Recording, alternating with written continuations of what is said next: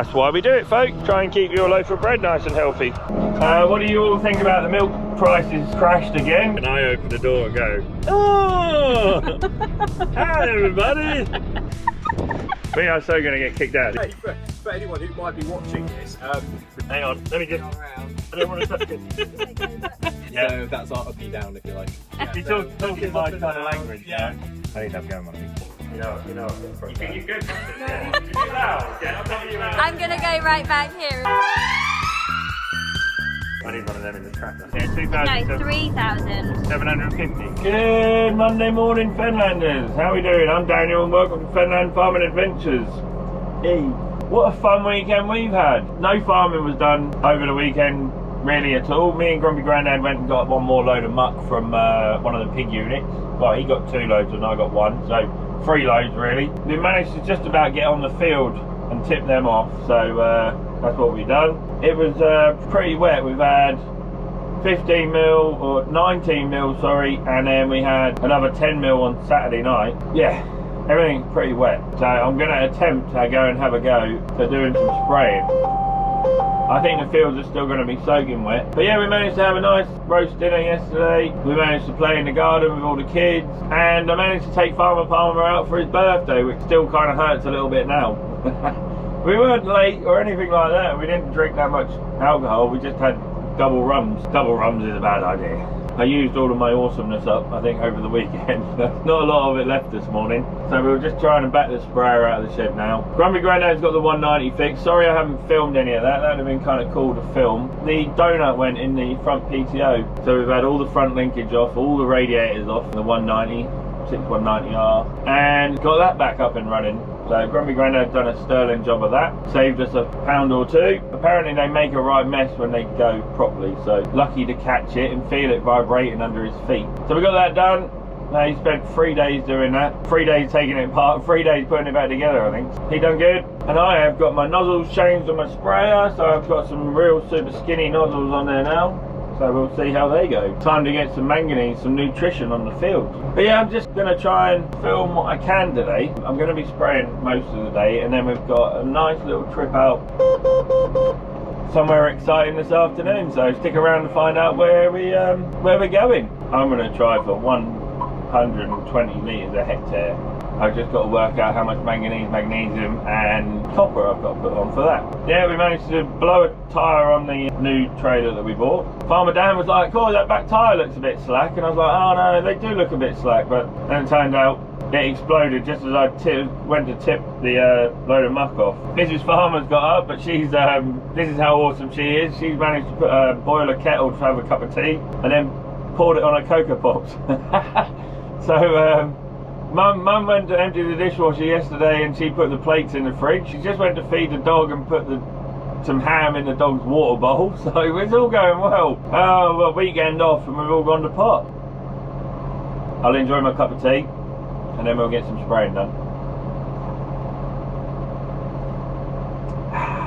How many out there have ordered some Babylon seed from Agrico? I know we were nearly all Agria seed and Marquise seed, and now we've dumped the Marquise and taken on Babylon, and now we're pretty much like 70-30 on Babylon. We're Babylon all the way now, nearly.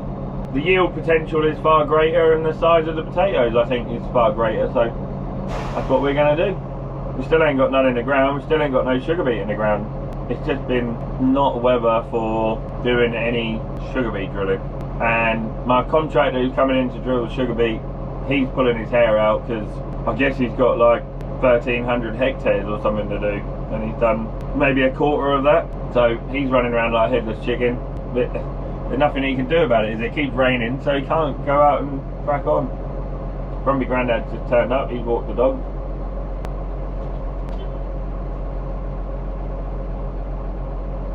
You lost the dog? Well, no, Fernandez. Just having a walk across the field. I thought I'd just show you, really. Sound of Freedom's flying around early this morning. This is our lovely rich black soil. See how dark it is? A little bit of the seashells going on. Nice, crumbly, lovely, no heavy ground or anything. Nice and light, fluffy, black stuff. So I thought I'd just explain while the sprayer's doing some agitating in the tank, just mixing all the chemicals in. I'm putting 120 litres of water per hectare on, 6 litres of manganese and magnesium is in that 120 litres, and half a litre of copper is in that 120 litres as well. So there's really not a lot of chemical going on in the water, really. So, and this is why I'm doing it. Y'all see that? See how yellow it is across here? This is why I'm trying to top up the nutrition on the field. Just the wheat starts to die off once it has a load of rain and stuff, and it really goes through a growth spell. You can see how yellow it is there, and half died off there, and yellow again, and then a real lush bit of green there. So this is why we do it. You can see the gone real pale, look, really pale leaves. It's a bit moist out here, but with the amount of ground I've got to cover this morning, I've only got 3 loads to do really, but I'll be covering some acres, so that's why we do it, folks. Try and keep your loaf of bread nice and healthy. It's had its weed killer and stuff, which would have hurt it a little bit, would have taken a bit of a hit on that, but not too bad. Yeah, this is just to help it get over that, really. Push it forward.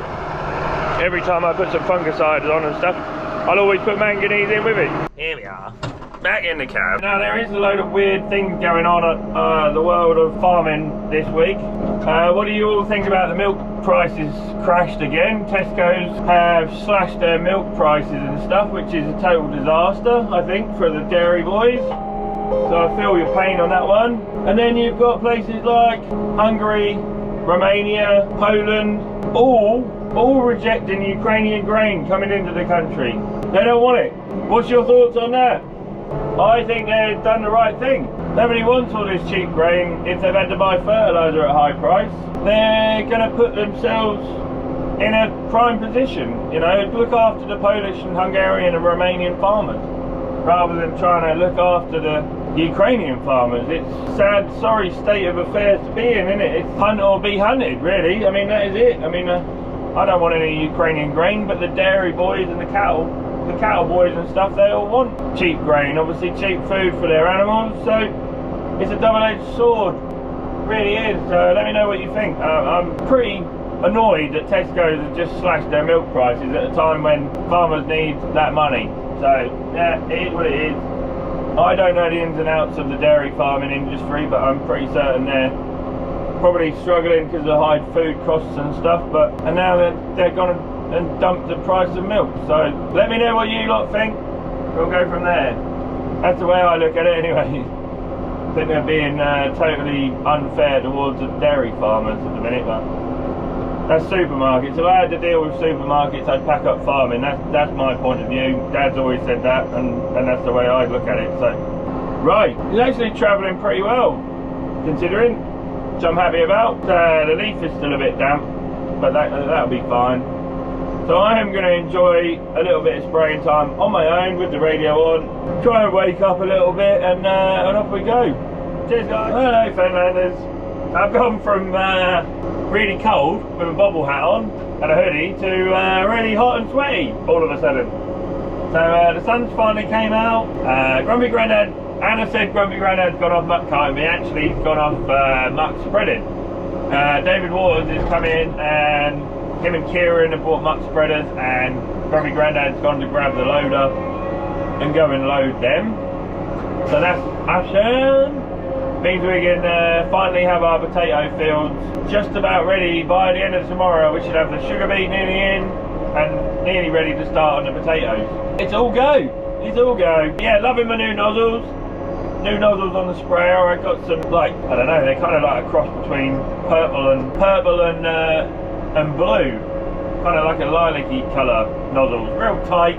I've just been putting on roughly 100 litres a hectare, and I've managed to do one tank full, and I've managed to cover like 120 odd acres. One of the bit more tank fulls and I'll be done, but I've got people coming to the farm in a minute, so we'll head back to the farm, we'll go and get loaded up, so the sprayer's all ready to rock and roll. I've got two 50-acre fields I can really rattle on and cover some ground real quick.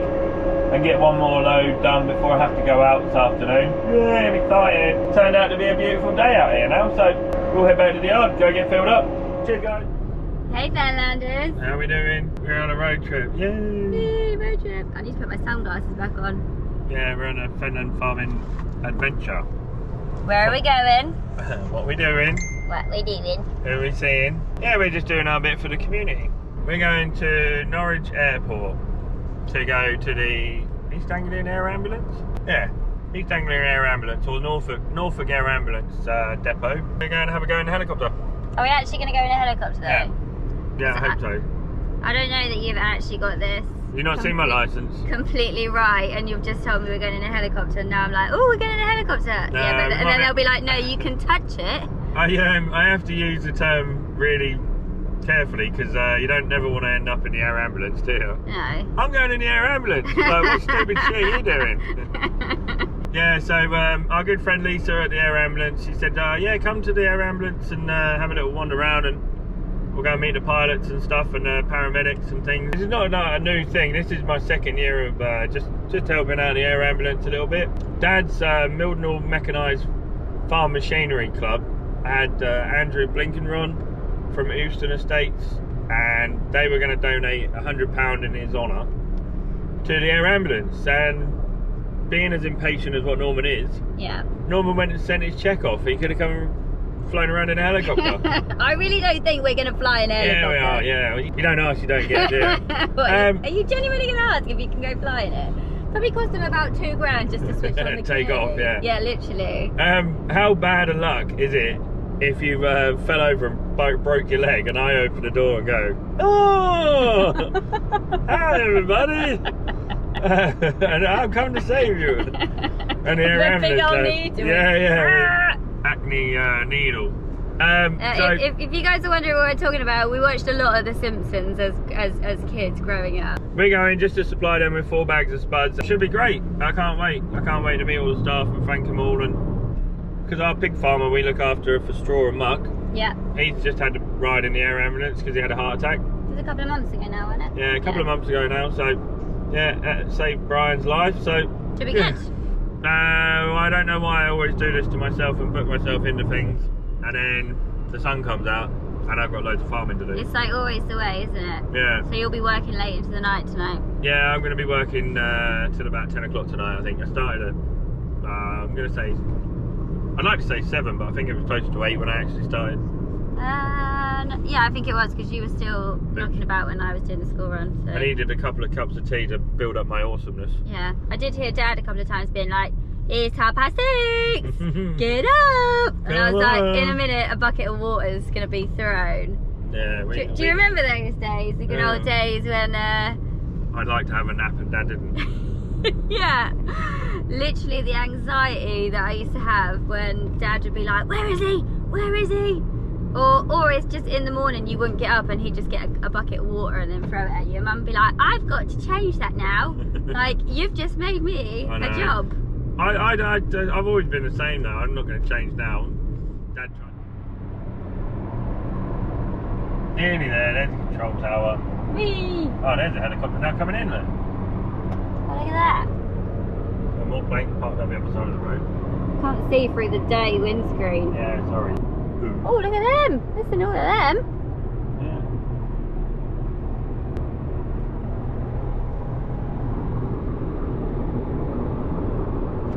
That's not an air ambulance, is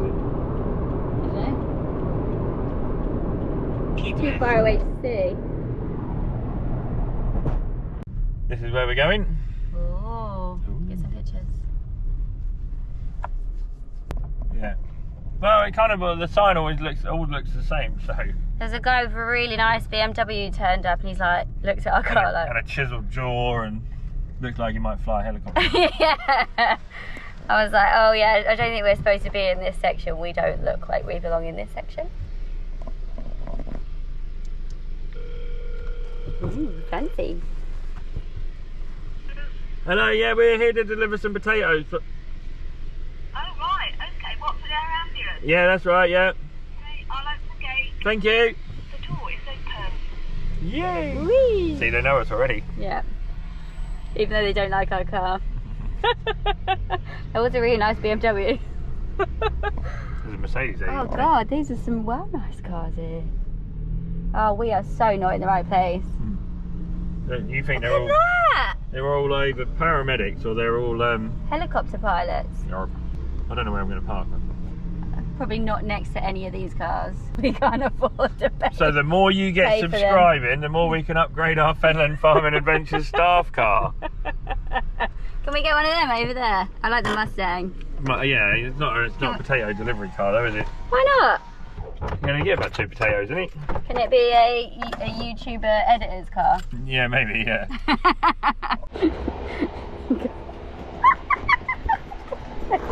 We're not childish at all. No. You're actually heavier than you look. For a midget. I was just about to say something really rude. I'm like not even 8 stone. I know, but it's all like the wrong place. Shut up, put your back into it. We are so going to get kicked out of the air ambulance. Is anyone in there looking? How are we going to get that round though? Oh, I'll go round. Alright. Have a little ride on the Sackberry. That was fun. Uh-oh. We're all good. Yeah, okay, cool. Marco is our doctor who's flying today, and Dave is a critical care paramedic. So You're right being on film. Yeah, let's just introduce our friend Lisa first. Go for it. I'm Lisa, I'm from the aftercare team at East Anglian Air Ambulance, and I help support patients and relatives after their accident. So that's people that have survived their accident. I can like fill in the blanks and tell them what's happened because lots of people don't remember it. But we also offer a lot of bereavement support as well, because sadly the patients we go out to are really sick, and not everyone makes it sadly. So we can offer lots of bereavement support and signposting. So this is Marco, he's one of our critical care doctors. How you doing? Hey, how's it going? You alright? Nice to meet you. So they've been out all morning, and then we've got Dave. Fenland Farming Adventures. Yeah. So we're just doing a bit for your work, really? Yeah, mate. Yeah, Take your lunch, so yeah. Keep you fed. Your helicopters are noisy when they come in. All right. Right, let me get a very quick picture of you then, because that might be them. Alright, cool.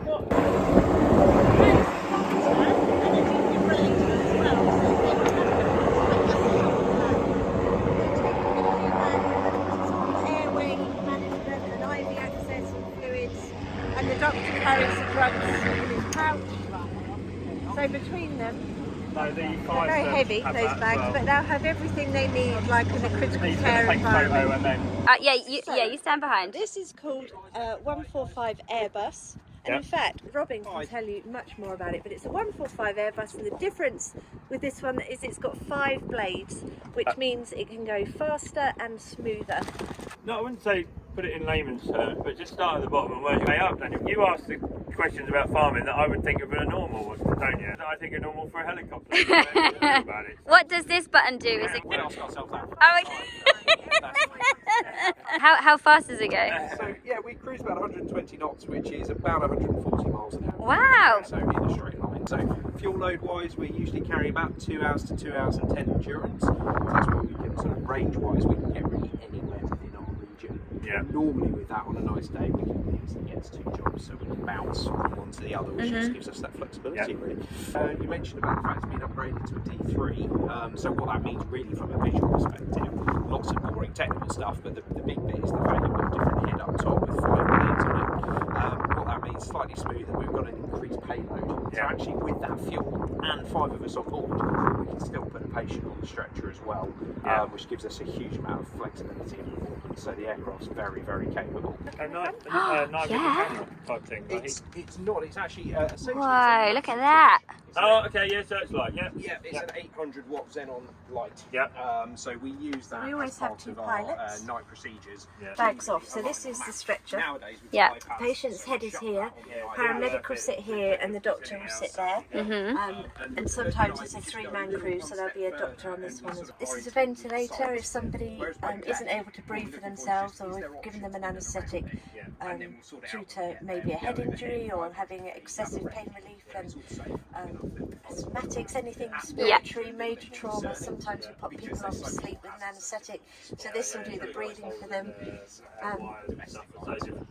And that one there is a baby ventilator, so that's what they use to anaesthetise baby. Suction unit, that's just to clear any sort of spit, blood, vomit from someone's throat. The crew have just gone to see a patient, so the big red and blue bag that are on here has all that intravenous access, all the drugs, all the breathing and equipment and all that type of thing. Yeah. We also carry blood for major trauma. We carry equipment for sort of surgical procedures as well. We carry a Lucas, which is a machine that goes across the chest if someone's having a cardiac arrest. It's very exhausting doing chest compressions.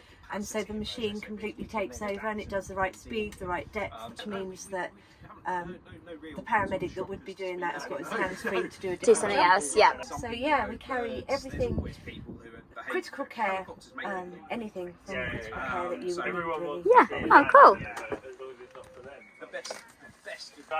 Can you say that again, just so I can hear?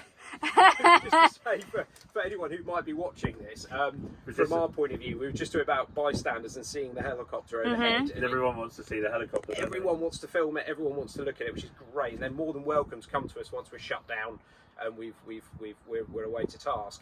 The issue being is that if you're standing in the middle of a nice big green space, there's a good chance we're trying to land where you're standing, and most people will just stop still and look at us. When actually what we need you to do is get to the sides, move out of the way, because actually that's really helpful for us to make moves. If you've got a dog, put it on a lead. If you've got kids, wrap them up in something safe and move them to one side. So yeah, that's probably the biggest central message for us is, especially in the summer months when everywhere that's open spaces are crowded, beaches are crowded, parks. I mean, I was into motocross and stuff, and likewise.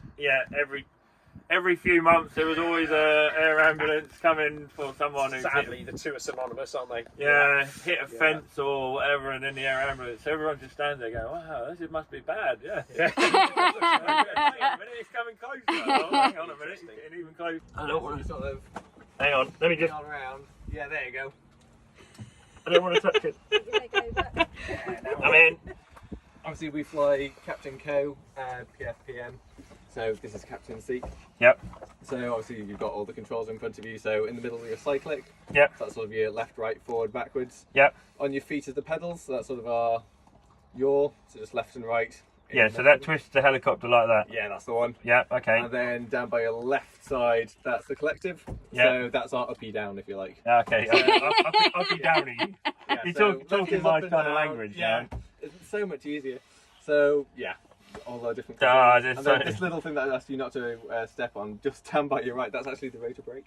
So, okay. Yeah, we like to keep that working. Yeah. So yeah, obviously we've got the multifunctional displays in front of you there. Engine control switches beneath those, the bright yellow ones that really get your attention. Yeah. And sort of our navigation system, the 2 screens underneath that with the radios beneath that as well. So. I mean, I know helicopters can land with no engine power.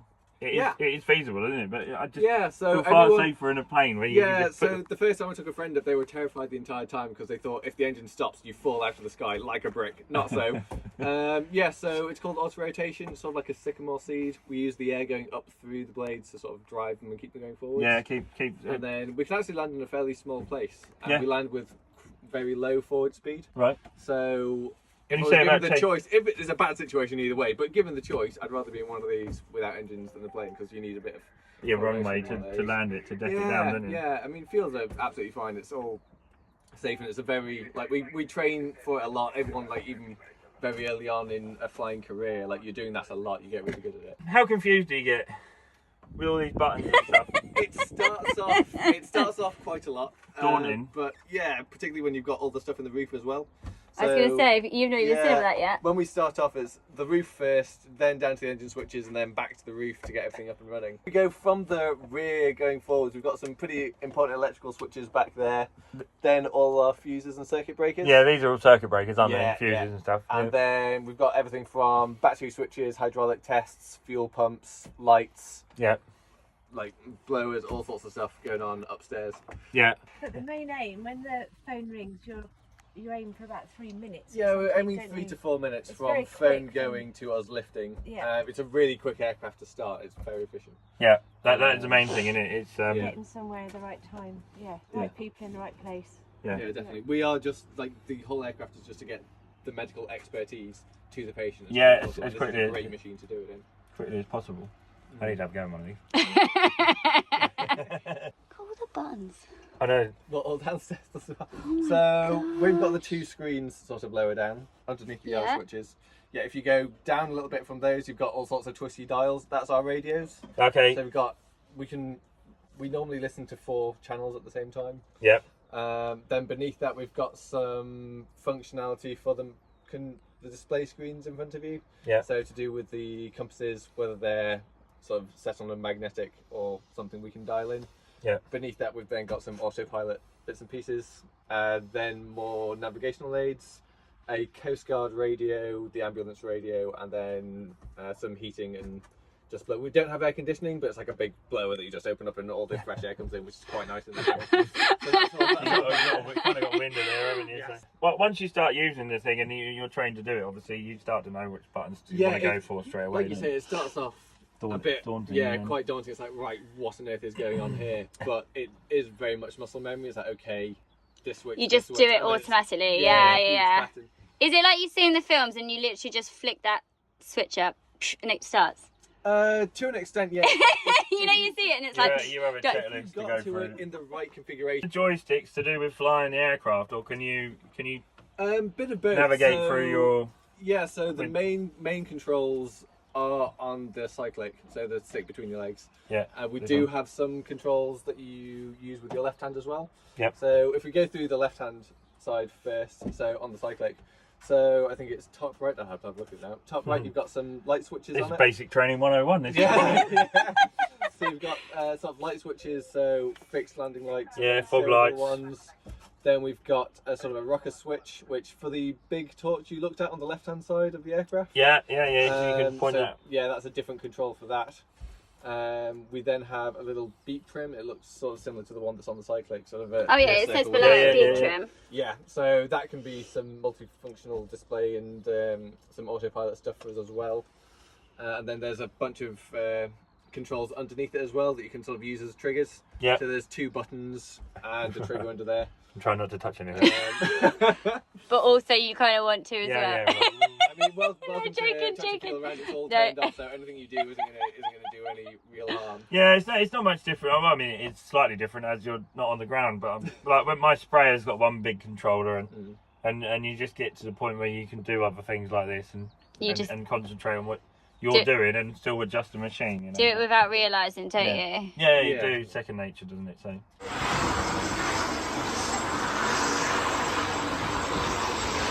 So the car can carry everything that the helicopter carries. They just can't transport the patient in the car. Okay, yeah. So they, as I said this morning, they went for a job. So they went in the car because it was in the centre of Norwich and there's nowhere to land a helicopter.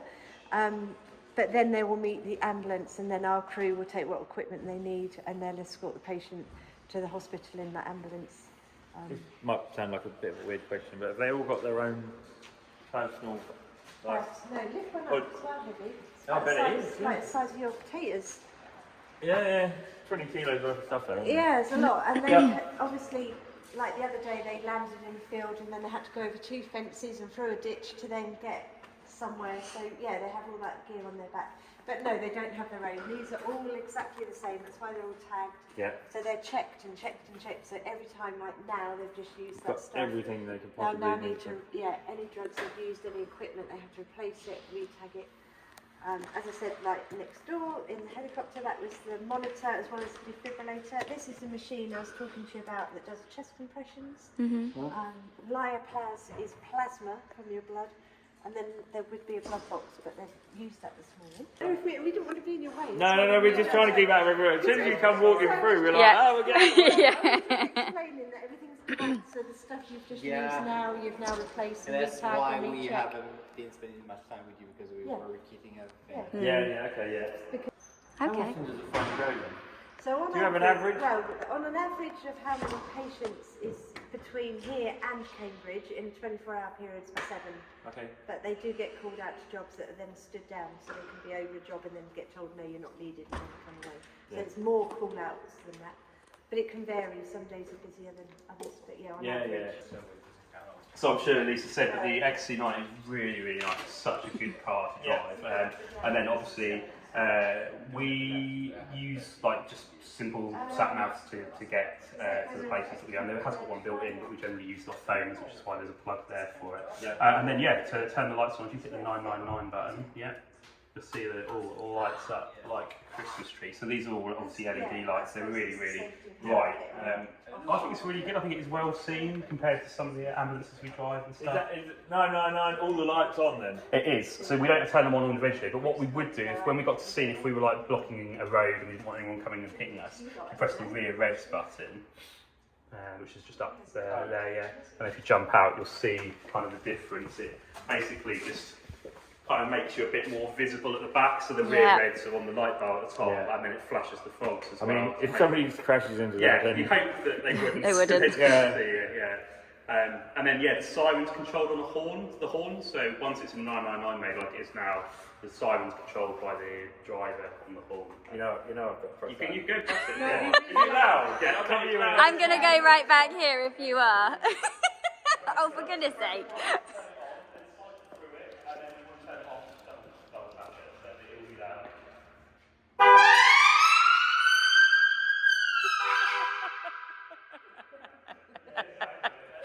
Kid, isn't it? Oh my goodness. And you press the cancel button. that siren button, everyone down the road I there is know. all going to go, oh, hang on a minute, here they Here they come, come. here they come. So to be fair, it's part of our daily check sirens, so you can just say that you did it for us. Like, it's fine. Yeah. Even though we've been out on it once and it was fine. I need one of them in the tractor. Get one. Get out of the way. Yeah, coming through. Delivery done. We've got all the charity staff here as well, so these are for the charity staff. Yeah. So, Getting back in my sprayer is now going to be a bit boring, isn't it? After sitting in a helicopter. But the pilot gave me his helmet, and it didn't fit my big fat head. So, in conclusion, did we go fly in a helicopter? No, we didn't. Wah, wah, wah. I knew we were going to, but it was such a good day. Yeah, thanks to Lisa for sorting That that was out. amazing. And you can remember everybody's name. Dave, Marco, Yep. and Rob. And what was the pilot's name? I can't remember, I'm really sorry. No, I can't either, but thank you to him anyway. Yeah, that was amazing. It's a bit, I feel a bit emotional. Like, it's a bit overwhelming, isn't it? Yeah, a Is little it bit, just yeah, me? because all the good they do for the world. Yeah, it just makes me feel like all the little things that we think are really major things are actually not That important. Yeah. Yeah. And like when I was in the helicopter and Lisa was just showing me about obviously like the machine that they use then for the anaesthetic. Yeah, anaesthetic. Yeah.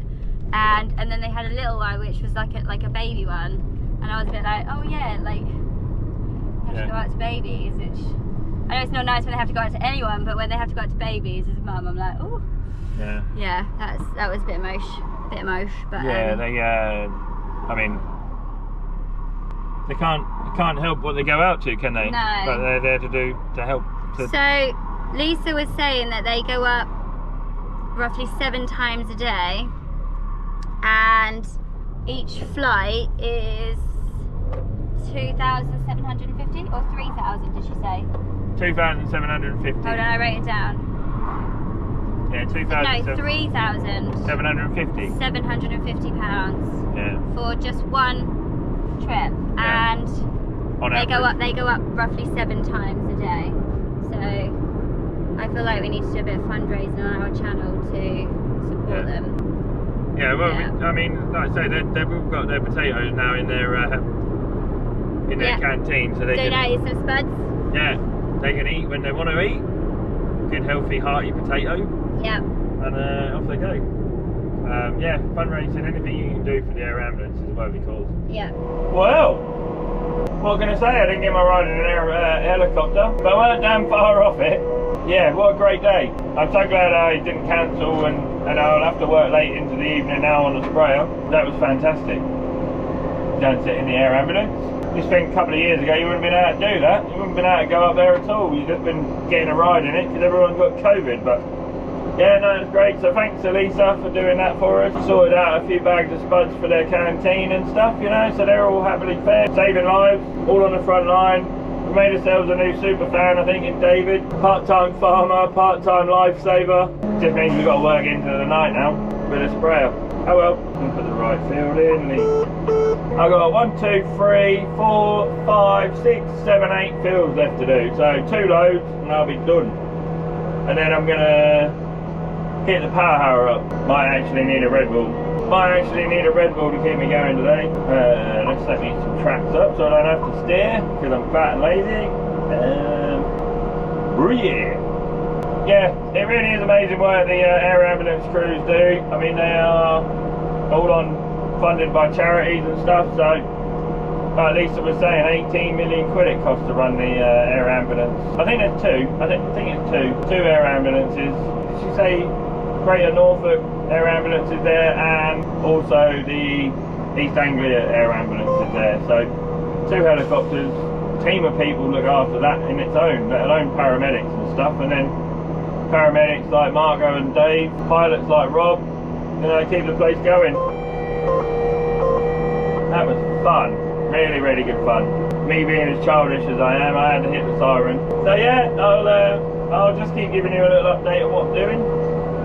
And I will get the drone sorted out, so I've got some drone footage of everything I'm doing. New nozzles working a treat. I've had one bung up already, but I kind of expect that because they are quite tight. All we can do, just get these 8 fields ticked off the list and get her done.